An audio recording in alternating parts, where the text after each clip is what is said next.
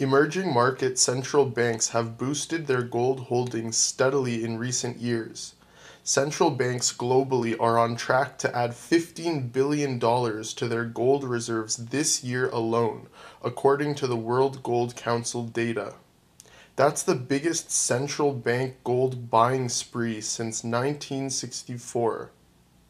Since 2011, Russia has been the biggest buyer, expanding reserves 20% by adding 171 tons of gold.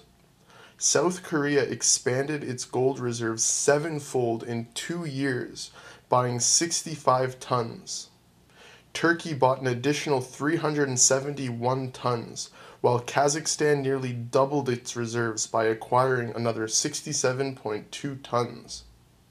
To put this seismic shift in central bank demand for gold in proper context, consider that gold accounts for an average of nearly 25% of international reserves among advanced economies. For the US, gold accounts for 73% of reserves.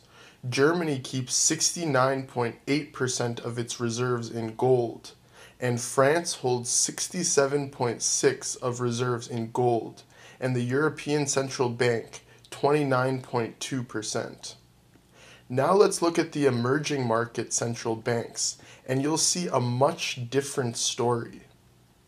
Although they have had the biggest appetite for gold in recent years, emerging markets have a lot more buying to do to pull even with central banks in Europe and the United States. And Washington is providing plenty of extra motivation to diversify their reserves away from paper assets as fast as possible. China, in spite of aggressive buying, holds only 1.3% of total reserves in gold. Russia, who has been the largest buyer since 2012, still has just 8.9% of reserves in gold. India keeps 8.8% of reserves in gold, and for Brazil, it's just 0.2%. In fact, most emerging markets have a lot more gold buying to do before catching up with the BRICS nations. On average, emerging market central banks hold less than 5% of total reserve assets in gold, compared with nearly 25% for developed economies.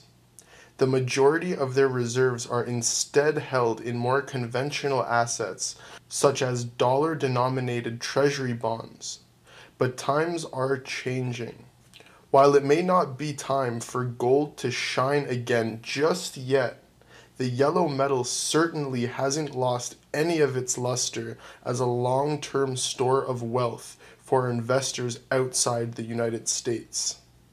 There are two questions which we all should be asking.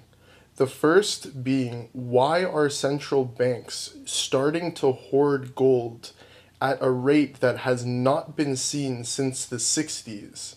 And the second question is, what will the effect on the price be to gold once emerging market central banks raise their reserves of gold to about 20 to 25% to be in line with other developed nations?